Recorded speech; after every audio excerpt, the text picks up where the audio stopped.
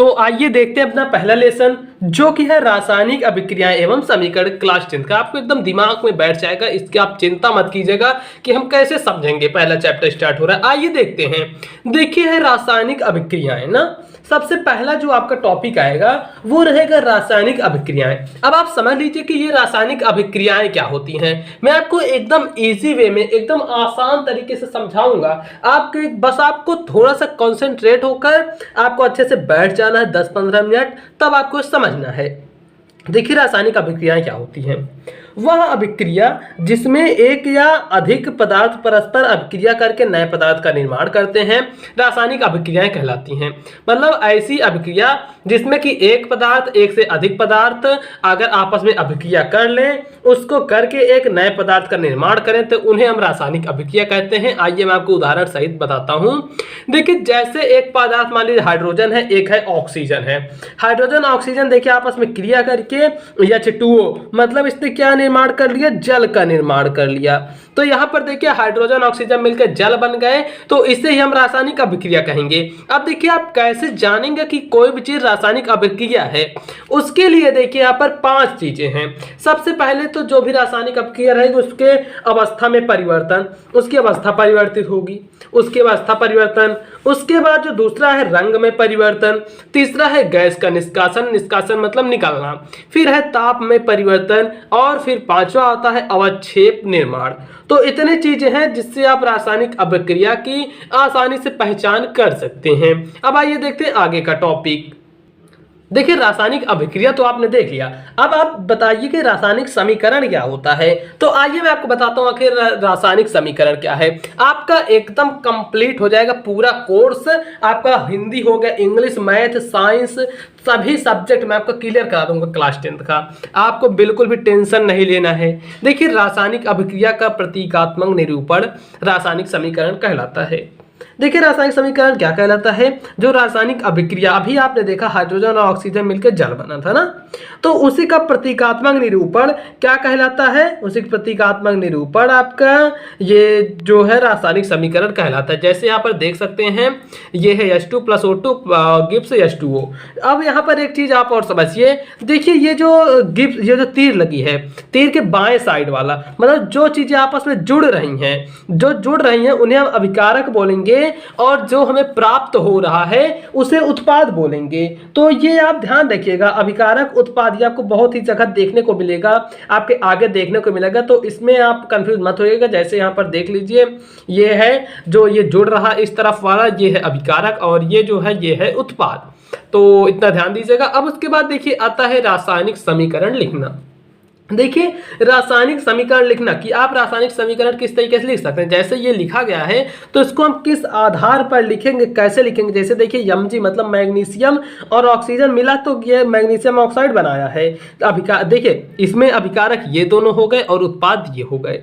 तो देखिए रासायनिक समीकरण का अगर आप करना है तो अभिकारकों के उत्पाद में परिवर्तन के लिए सबसे पहला चीज जो है, उनके मध्य ये तीर होना चाहिए। जो पहला जो पॉइंट आता है कि उनके मध्य आपको तीर लगाना है, इन दोनों को लिखने के बाद तीर लगाना है, और आपको इनके बीच में जो अभिकारक है, जैसे मैग्नीशियम हो गया, ऑक्सीजन हो गया, दो है, तो इनके बीच में आपको प्लस का चिन्ह लगाना है। मतलब सेकंड पॉइंट क्या हो गया, प्लस का चिन्ह। मैं आपको एकदम इजी वे में बता रहा हूं, ऐसा नहीं कि पूरी पोथी लिख दिया हूं, आप समझ ही नहीं पा रहे हैं, बस आपको मैं समझाने की पूरी कोशिश कर रहा हूं।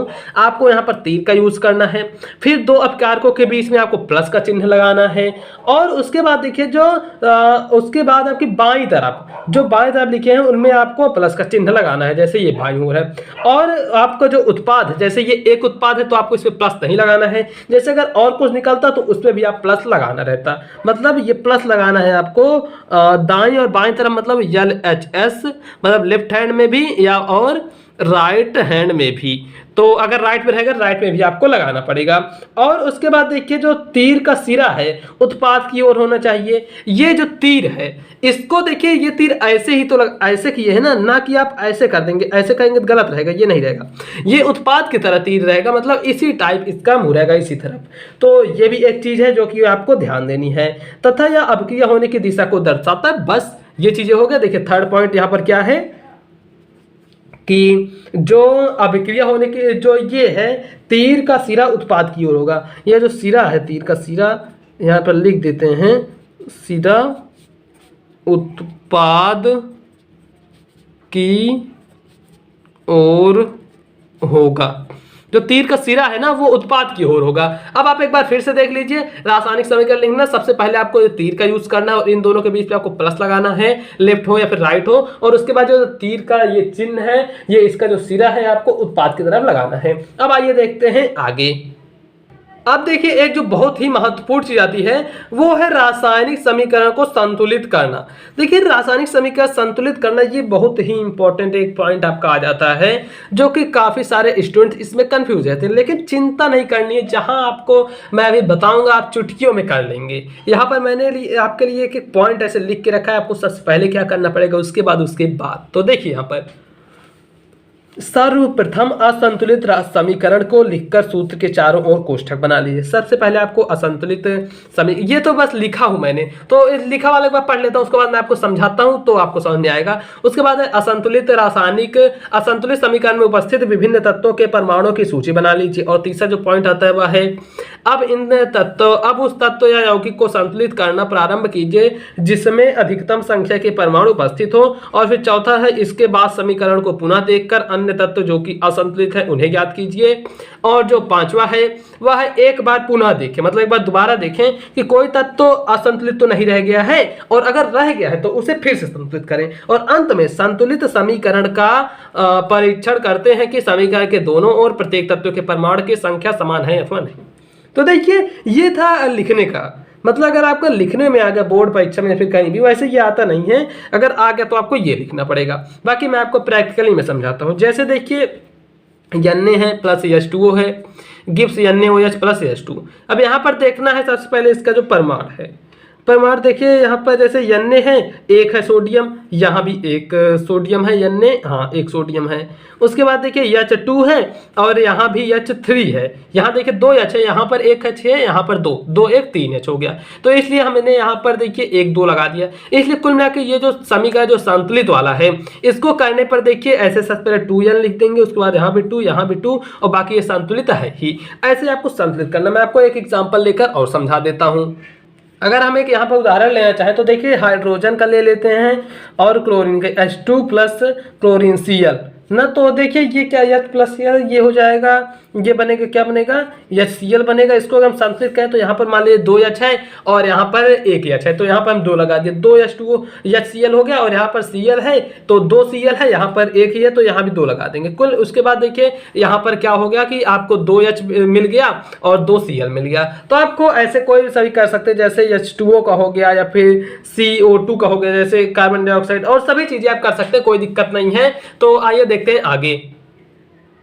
और एक चीज आप ध्यान रखिएगा, जो संतुलित समीकरण वाला मैंने आपको बताया, ये आपको प्रैक्टिस करने से ही आएगा। अभी आपको भय ना आया हो वो, लेकिन आप अगर 10 15 20 जहां प्रैक्टिस की आपको तुरंत समझ में आने लगेगा। आप कहेंगे ये तो मैं अब तुरंत कर लूंगा, तो इसकी आप चिंता मत कीजिएगा कि हमको उतना नहीं आ रहा है। तो देखिए यहाँ पर मैं आपको एकदम इसी वे में बता रहा हूँ। फिर आता है रासायनिक अभिक्रिया के प्रकार। देखिए रासायनिक अभिक्रिया के कितने प्रकार हैं।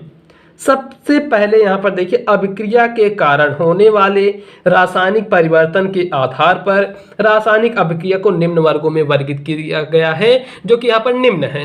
तो देखिए सबसे पहला जो वर्गीकृत किया गया वह है संयोजन अभिक्रिया।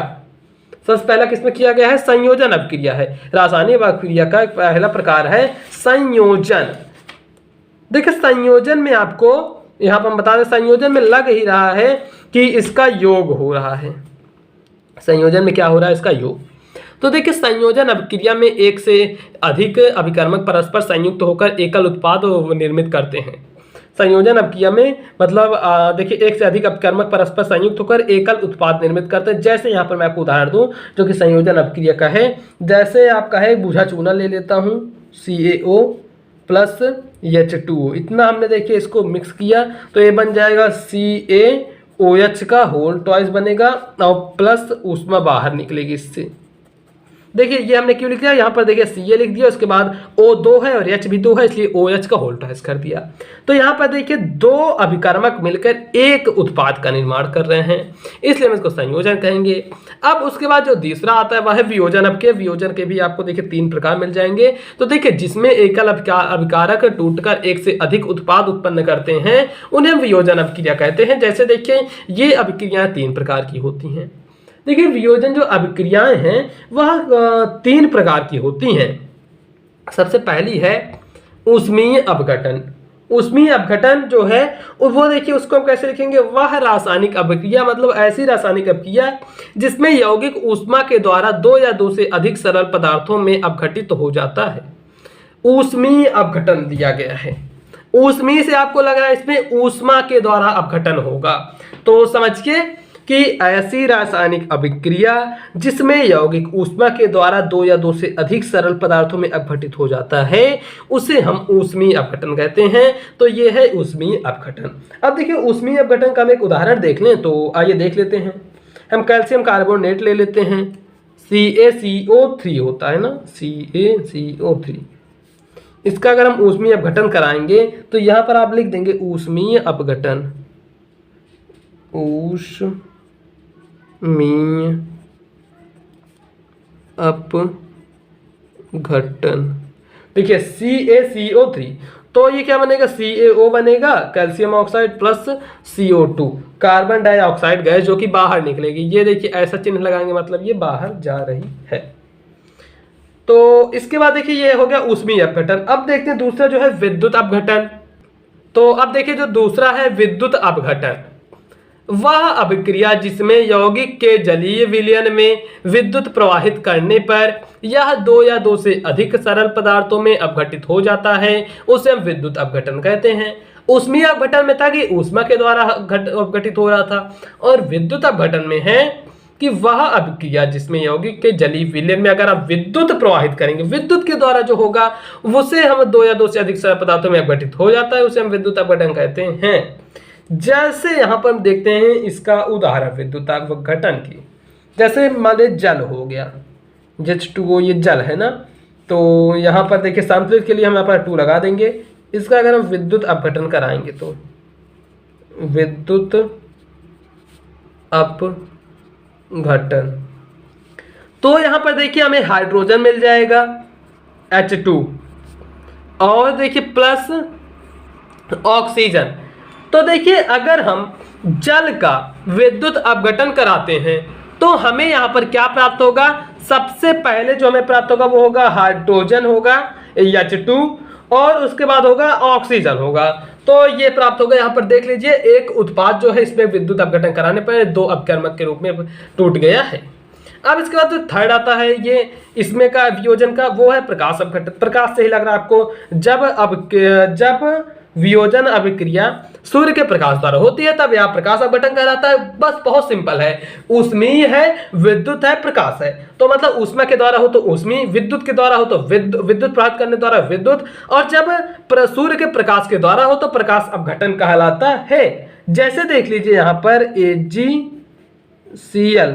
AgCl को सूर्य का प्रकाश देखिए यहाँ पर मिलेगा, सूर्य के प्रकाश के द्वारा होगा, तो यहाँ पर आपको तीर के ऊपर सब लिख देना पड़ता है, सूर्य का प्रकाश इसके द्वारा हो, तो यहाँ पर हम इसको बैलेंस के लिए 2 लगा देंगे, तो ये Ag मिल जाएगा और प्लस Cl2, बैलेंस के लिए यहाँ पर 2 लगा देंगे। तो देखिए 2AgCl, तो 2AgCl जब मिलाएंगे सूर्य के प्रकाश से जब इसका अपघटन कराएंगे तो ये मिलेगा 2Ag प्लस Cl2। अब इसके बाद देखिए आता है विस्थापन अभिक्रिया। देखिए विस्थापन अभिक्रिया क्या होती है वो मैं आपको समझा देता हूँ कि वह रासायनिक अभिक्रिया जिसमें अधिक क्रियाशील तत्व कम क्रियाशील तत्व के यौगिक से कम क्रियाशील तत्व के परमाणु को विस्थापित कर स्वयं उसका स्थान ग्रहण कर लेता है, विस्थापन अभिक्रिया कहलाता है। विस्थापन आप पढ़े होंगे, मैथ में आप पढ़ेंगे, तो देखिए यही है, मतलब वह रासायनिक अभिक्रिया जिसमें कोई अधिक क्रियाशील है तो वह देखिए कम को बैठा देगा, कोई अधिक ताकतवर है वो कम ताकतवर को आराम से बैठा देगा, तो वही है अधिक क्रियाशील तत्व तो कम क्रियाशील तत्व को बैठा के उसका स्थान खुद ग्रहण कर लेता है, तो उसे यह विस्थापन अभिक्रिया कहते हैं। बाकी परिभाषा लिखी गई हुई है। और विस्थापन अभिक्रिया 2 प्रकार की होती हैं, पहली है एकल विस्थापन अभिक्रिया, दूसरी है द्विविस्थापन अभिक्रिया। आइए इन दोनों के हम देख लेते हैं। तो देखिए सबसे पहले हमारा एकल विस्थापन अभिक्रिया, तो वह अभिक्रिया जिसमें एक या अधिक सक्रिय तत्व अपेक्षाकृत कम सक्रिय तत्व को उनके यौगिक के विलयन में से विस्थापित कर देते हैं, एकल विस्थापन अभिक्रिया कहते हैं। मतलब यहाँ पर एक या एक से अधिक तत्व कम सक्रिय तत्व को उसके यौगिक के विलयन से विस्थापित कर देते हैं, उन्हें हम एकल विस्थापन अभिक्रिया कहते हैं। और देखिए एकल विस्थापन अभिक्रिया के यहाँ पर हम देख लेते हैं उदाहरण। जैसे देखिए सबसे पहले हम फेरस ले लेते हैं, Fe जिसको हम लोहा भी बोलते हैं, प्लस CuSO4। CuSO4 क्या है, ये है कॉपर, Cu हो गया कॉपर और SO4 सल्फेट, तो कॉपर सल्फेट। इसका देखिए ये क्या करेंगे, ये Fe जो है ये इसके साथ आ जाएगा SO4 के साथ और Cu को हटा देगा, तो यहाँ पर देखिए FeSO4 हो जाएगा, एकल विस्थापन मैं बता रहा हूँ, FeSO4 हो जाएगा और ये Cu को अलग कर देगा। तो ये देखिए अब इसके बाद आता है द्विविस्थापन अभिक्रिया, मतलब दो रहेंगे इसमें, द्विविस्थापन सही लग रहा है। वे अभिक्रियाएं जिनमें अभिकारकों के बीच आयनों का आदान प्रदान होता है उन्हें द्विविस्थापन कहते हैं। मतलब इसके आयन उसके पास चलेंगे जाएंगे, उसके इसके पास। तो यहाँ पर मैं आपको बता देता हूँ एक उदाहरण, जैसे है Na2SO4 है plus BaCl2 gives BaSO4 plus 2NaCl। देखिए यहाँ पर NaSO4 था तो और यहाँ था BaCl2, तो देखिए यहाँ पर Ba के साथ SO4 आ गया, इसके साथ ये आ गया और Na के साथ Cl आ गया, इसके साथ ये आ गया। तो यही है आयनों का आदान प्रदान इन्होंने कर लिया, बस कोई दिक्कत नहीं है। उन्होंने कहा आप हमें इसको दे दीजिए, इन्होंने कहा हम इससे ये ले लीजिए, बस। उसके बाद आता है देखिए अपचयन और उपचयन अभिक्रियाएं। अपचयन उपचयन अभिक्रियाएं आइए देख लेते हैं इसको भी, ये भी काफी ज्यादा इंपॉर्टेंट है, आपके बोर्ड एग्जाम में आता है ये। तो देखिए अपचयन उपचयन अभिक्रिया सबसे पहले देखेंगे, उपचयन उसके बाद अपचयन। तो देखिए जो उपचयन अभिक्रियाएं हैं, किसी पदार्थ से ऑक्सीजन का योग होगा और हाइड्रोजन का निष्कासन होगा तो उसे हम उपचयन अभिक्रिया कहेंगे। और एक चीज उपचयन अभिक्रिया को हम ऑक्सीकरण भी कहते हैं, ऑक्सीकरण भी कहते हैं उपचयन को। उसके बाद देखिए आता है उसके बाद देखिए जैसे यहाँ पर 4Na+O2, मतलब यहाँ पर देखिए ऑक्सीजन का योग हो रहा है, Na2O हो गया, इसलिए हम इसे उपचयन बोलते हैं। अब देखते हैं अपचयन। देखिए अपचयन अभिक्रियाएं क्या हैं, किसी पदार्थ से ऑक्सीजन का निष्कासन अथवा हाइड्रोजन से योग अपचयन कहलाता है। बस आपको एक याद कर लेना, उपचयन है अपचयन में उसी का उल्टा ही है। तो देखिए इस अपचयन में है कि किसी पदार्थ से ऑक्सीजन का निष्कासन, निष्कासन मतलब निकलना, और हाइड्रोजन का योग, योग मतलब जुड़ना। जैसे यहाँ पर देखिए ये KClO3 है ना, तो इससे देखिए ये O जो है ऑक्सीजन जो है यहाँ पर निकल गया, सिर्फ KCl बचा, पोटेशियम क्लोराइड बचा, तो ये है। अब उसके बाद देखिए जो आता है रेडॉक्स अभिक्रिया। रेडॉक्स अभिक्रिया बहुत सिंपल है, आप इसको बस तुरंत ही याद कर लेंगे। जैसे मैं आपको बताऊंगा रेडॉक्स अभिक्रिया क्या है कि किसी अभिक्रिया में यदि एक अभिकारक उपचयित है तथा दूसरा अभिकारक अपचयित है होता है तो इन अभिकारकों, इन अभिक्रियाओं को उपचयन अथवा अपचयन अथवा रेडॉक्स अभिक्रिया कहते हैं। तो देखिए क्या होता है कि मान लीजिए कोई अभिकारक है, कोई अभिक्रिया है जिसमें एक अभिकारक उपचयित है दूसरा अपचयित है, तो इसे हम रेडॉक्स कहते हैं। मतलब दोनों रहे, उपचयित भी हो और अपचयित भी हो, इसे हम कहेंगे रेडॉक्स अभिक्रिया। जैसे यहाँ पर एक मैं आपके लिए उदाहरण लिख दिया हूं जो कि है ZnO plus C gives Zn+CO। तो देखिए सबसे पहले तो हम देखेंगे यहाँ पर हो रहा है उपचयन हो रहा है, मतलब जो कार्बन है, कार्बन में ऑक्सीजन जुड़ रहा है इसलिए उपचयन करेंगे। और जिंक से ऑक्सीजन निकल रहा है, और मैंने बताया अगर ऑक्सीजन निकलता है, जिंक से ऑक्सीजन निकल रहा है, अगर निकलता है तो उसे हम अपचयन बोलेंगे। ऑक्सीजन इसमें से निकल रहा है, इसे हम अपचयन बोलेंगे। तो यही है, आइए देखते हैं हम आगे। अब देखिए दोस्तों आता है ऊष्माक्षेपी तथा ऊष्माशोषी अभिक्रियाएं। और आपको स्टूडेंट्स एक चीज बता दूं, मैं आपके लिए काफी ज्यादा मेहनत कर रहा हूं, आपके सभी सब्जेक्ट जो है, सभी चैप्टर्स आपको मिल जाएंगे चैनल पर, कोई दिक्कत वाली बात नहीं है। आप लोग चैनल को बस सब्सक्राइब कर लीजिएगा, वीडियो अच्छी रहे तो लाइक कर दीजिएगा। बाकी आपको यहाँ पर हिंदी, इंग्लिश, मैथ, साइंस, एक एक चैप्टर, एक एक टॉपिक, कोई भी टॉपिक आपका नहीं छूटेगा 2022 के लिए, तो आपको ये मैं बता दूं। तो आइए देखते हैं ऊष्माक्षेपी तथा ऊष्माशोषी अभिक्रियाएं। तो देखिए जो ऊष्माक्षेपी अभिक्रिया है तो वे रासायनिक अभिक्रिया जिसमें ऊष्मा निर्मुक्त होती है ऊष्माक्षेपी अभिक्रिया कहते हैं। निर्मुक्त मतलब ऊष्मा का योग हो, तो ऐसी रासायनिक अभिक्रियाएं जिसमें ऊष्मा निर्मुक्त होती है ऊष्माक्षेपी अभिक्रिया कहलाती है। जैसे यहाँ पर देखिए कार्बन प्लस ऑक्सीजन, कार्बन और ऑक्सीजन इसको मिलाएंगे तो कार्बन डाइऑक्साइड निकलेगा, प्लस 94 किलो कैलोरी भी निकलेगी। तो यहाँ पर ये जो कार्बन है ये इसके कार्बन काफ़ी सारे अपर रूप होते हैं, जैसे कोयला हो गया, ग्रेफाइट हो गया और ये सभी हो गया ना। तो ये क्या है, ये ग्रेफाइट है, ये वाला कार्बन है ग्रेफाइट वाला। तो देखिए इन दोनों को मिलाएंगे तो CO2 बनेगा, प्लस 94 किलो कैलोरी निकलेगी, प्लस हो रही है कैलोरी, इसलिए ये है ऊष्माक्षेपी अभिक्रिया। तो इसके बाद आता है ऊष्माशोषी अभिक्रिया। देखिए ऊष्माशोषी अभिक्रिया वह रासायनिक अभिक्रिया जिनमें ऊष्मा का अवशोषण होता है, ऊष्माशोषी अभिक्रिया कहते हैं। देखिए ऊष्माशोषी यहाँ से ही लिखा गया है शोषी अभिक्रिया, तो मतलब ऐसी रासायनिक अभिक्रिया जिसमें ऊष्मा का अवशोषण होता है, ऊष्माशोषी अभिक्रिया कहलाती है। जैसे यहाँ पर देखिए मैंने एग्जाम्पल भी लिया हुआ है, N2 नाइट्रोजन है प्लस ऑक्सीजन है, gives 2NO minus 45 kilo calorie. मतलब जब इन दोनों को मिलाएंगे तो इससे 45 किलो कैलोरी जो है वह शोषित होगी, मतलब निर्मुख, मतलब कम होगी, 45 किलो कैलोरी कम होगी, तो इसीलिए हम इसे बोलेंगे ऊष्माशोषी अभिक्रिया। तो ये सभी टॉपिक आप तैयार करिए। अब देखते हैं संक्षारण और विकृत गंधिता। तो अब देखिए यही हमारा लास्ट टॉपिक बचा है, संक्षारण है, उसके बाद है विकृत गंधिता। मैं आपके एकदम दिमाग में अच्छे तरीके से इसको बैठा दूंगा जो कि आपको समझ में आ जाए। देखिए है संक्षारण क्या होता है।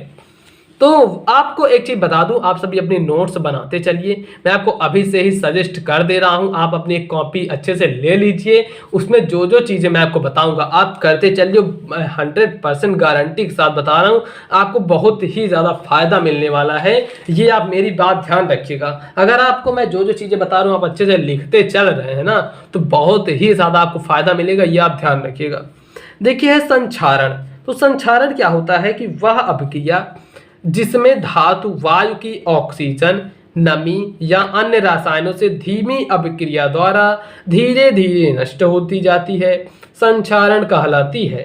मतलब वह अभिक्रिया जिसमें जो धातु है वह वायु की ऑक्सीजन हो या फिर नमी या फिर अन्य रसायनों से धीमे धीमे अभिक्रिया द्वारा धीरे धीरे नष्ट होती जाती है, संक्षारण कहलाती है। जैसे यहाँ पर देखिए लोहे पर जंग लगना, चांदी के आभूषणों पर काली परत चढ़ना। अब देखिए लोहे पर जंग लगना, आपने लोहे की रॉड देखी होगी, मान लीजिए लोहे की रॉड है, इतनी मोटी वाली रॉड है, तो इसको अगर आप कहीं पर रख देंगे खुले में बिना पेंट किए, तो इसमें से आप देखेंगे कुछ टाइम में कि इसमें जंग लगना प्रारंभ हो जाता है। आपने प्रायः देखा होगा कि इसमें जंग लगना शुरू हो जाता है, तो वो झड़ने लगता है, तो इसे हम संक्षारण कहते हैं। अब देखिए हमारा टॉपिक आता है विकृत गंधिता। तो दोस्तों इतनी मेहनत से मैं आपके लिए वीडियो बनाता हूं, तो आप लोग लाइक जरूर से कर दीजिए वीडियो। देखिए विकृत गंधिता क्या है। तेल व वसा युक्त खाद्य पदार्थों को अधिक लंबे समय तक रखने पर उनके स्वाद व गंध का बदल जाना विकृत गंधिता कहलाता है। मतलब तेल व वसा युक्त कोई खाद्य पदार्थ को अगर आप अधिक लंबे समय तक रख देते हैं तो उनके स्वाद व गंध में परिवर्तन आ जाता है, उनके स्वाद व गंध में बदलाव आ जाता है, तो का बदल जाना ही विकृत गंधिता कहलाता है। कोई भी पदार्थ है, मान लीजिए आप इसको प्राय आप जब सुबह खाते हैं चाय टोस्ट के साथ आप खाते हैं ना, टोस्ट या पाव, ये सभी, तो उसको आप अधिक लंबे समय तक रख देंगे तो उसमें देखिए उनके स्वाद व गंध में परिवर्तन आ ही जाता है, तो उसे ही हम विकृत गंधिता कहते हैं। तो देखिए संक्षारण विकृत गंधिता, ये भी आपके क्लियर।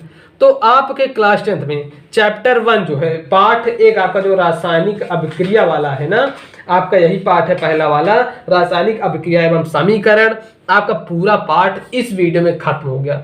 इससे बाहर आपको कुछ भी नहीं है। तो आप सभी पहले पार्ट जो जो चीज़ मैंने बताई आप एक नोट से लीजिए, एक कॉपी बनाइए, आप 20 रुपये 25 रुपये जितने वाली हो आपके पास कॉपी, उससे आप तैयार करिए। आप अपने पूरे एक नोट से विधिवत तरीके से लिख लीजिए जो जो चीज़ें मैं आपको बताते चल रहा हूँ। हिंदी, इंग्लिश, मैथ, साइंस सभी सब्जेक्ट की आपको वीडियो मिल जाएगी। और चैनल को सब्सक्राइब कर लीजिए अगर आप पार्ट 2 देखना चाहते हैं, अध्याय 2 लेसन 2 आप देखना चाहते हैं तो। चलिए दोस्तों अब मिलेंगे हम आपको और किसी नेक्स्ट वीडियो में।